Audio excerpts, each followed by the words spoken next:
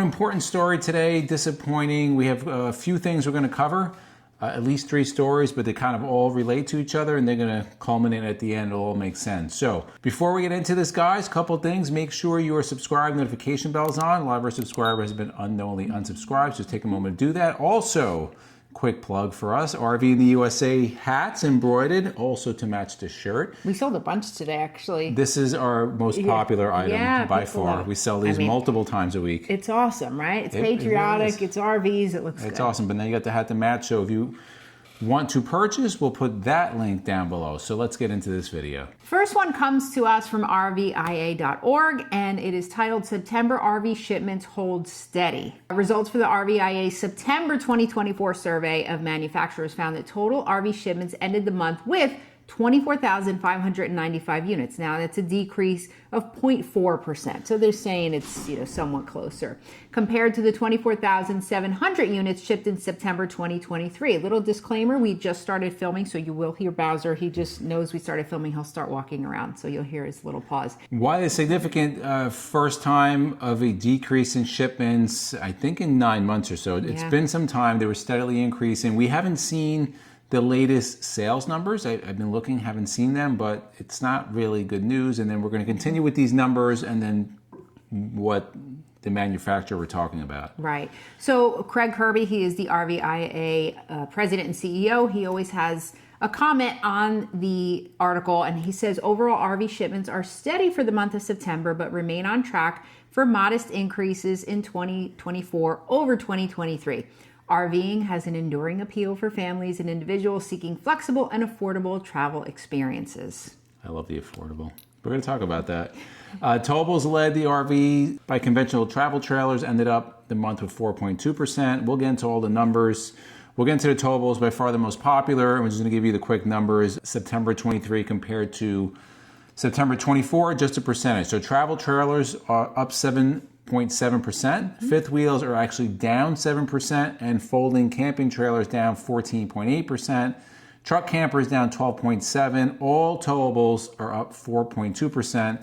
And again, that's led by travel trailers. Right. But as we've been seeing, as we've been doing these over months and months, unfortunately, the motorhome area, that seems to be declining. So Class A motorhomes are down 38.4%. Class B vans are down 29.6%. Class Cs are down 27%.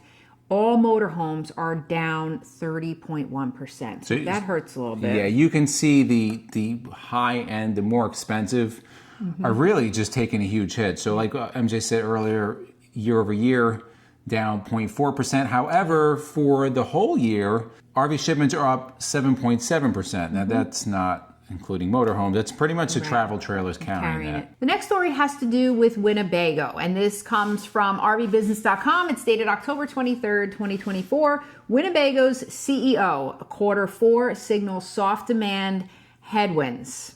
Now, Winnebago is one of the major RV manufacturers. They're a publicly traded company. There's a lot of information in this article. We'll link it below. We're just going to give you highlights really of the full year. Revenues were $3 billion, a decrease of 14.8% compared to $3.5 billion for 2023, driven primarily by product mix and lower unit sales related to market conditions. So gross profit was $433.5 million. That is a decrease of 26% compared to $586.1 million in 2023. So gross profit margin decreased 220 basis points year over year to 14.6% as a result of deleverage, higher warranty expense, and operational challenges. Operating expenses were $333 million, an increase of 16.8% compared to $285.4 million in fiscal year 2023. The increase was primarily due to the goodwill impairment charge associated with the Chris Craft reporting unit, that's their boats. A full year of Lithionics operations, that's their lithium batteries that they have in-house. An increase in tangible amortization, startup costs associated with the launch of Grand Design motorized business, as you know, they came out with that, and strategic investments in engineering, digital technology development, and increased data and information technology capabilities, partially offset by lower incentive-based compensation. So like when we did the tour of the Winnebago at this show, right? They had their Winnebago Connect. Yeah, development, R&D, that costs money. Things. Yep, absolutely. So operating income was $100.2 million, which is a decrease of 66.7% compared to $300.7 million in fiscal 2023. If you're a nerd or like a numbers person, you're loving this. You're a finance person, you're all into this. Your net income was $13 million compared to the net income of $215.9 million in fiscal year 2023. And there's just a lot of numbers here. You can geek out, and accountants probably love this stuff.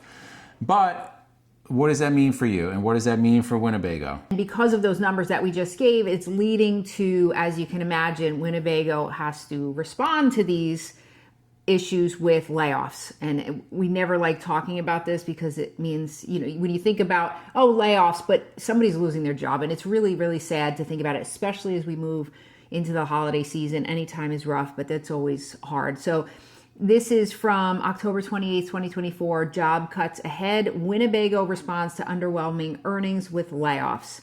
So this was last week, reported terrible fourth quarter earnings. So it obviously was not good for stockholders, but it's even worse for employees because people are being laid off. Winnebago made the layoff formal an announcement to the state workers adjustment and retraining notification site. It followed up with a public statement on the matter. So in it, Winnebago said this. So there's a quote: as part of our ongoing efforts to adapt to current market conditions and ensure the long-term viability of our business, we made the difficult decision to eliminate several roles across the Winnebago brand business.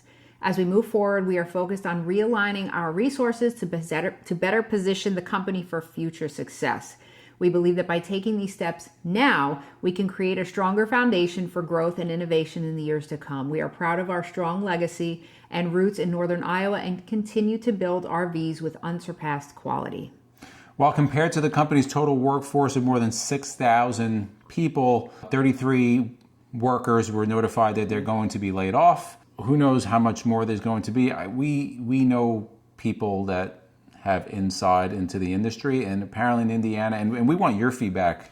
In the Elkhart County, a lot of people working in the manufacturing plants have reduced hours, laid off, just because everything has slowed down. So we want your feedback on that. What's driving this? It's cost. We talk about that every video, yep. The motorhomes are, we said this 2 years ago, when the prices were going up, people were paying MSRP over MSRP. At what point is there a breaking point? There's a breaking point. Yeah, unfortunately. I think they're at a breaking point. And we've seen at the RV shows, you have manufacturers now redesigning motorhomes. They're putting in cheaper things because they're bringing down the price. Like, the price is coming down. It's not the same quality you get, as far as it's not the same equipment. Right. When you have a motorhome that in 2019 you can get for $300,000, and that motorhome is now $800,000, and it's essentially the same motorhome, there is a breaking point. And I don't know what the answer is. We don't run an RV business. I don't know what the answer is, but I don't see this getting better because the prices to produce these things are not going down. Unfortunately, inflation continues.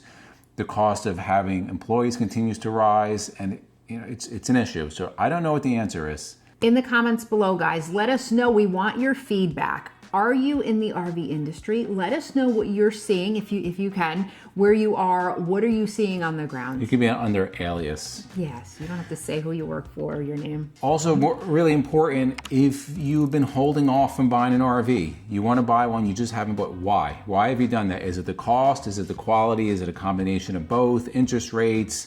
Uncertainty in the economy, elections, like there's a lot of things going on. We want your feedback, of course. Manufacturers want your feedback. Other RVers want your feedback, because these videos, they get viewed and they get shared, and we bring them to you because it's relevant and it's RV specific and it's newsworthy. If you like videos like this, guys, to the left of us, we'll put an RV news playlist. We'll put an RV newbies playlist. And for myself and MJ, it's a journey of a lifetime, and we'll see you on the road.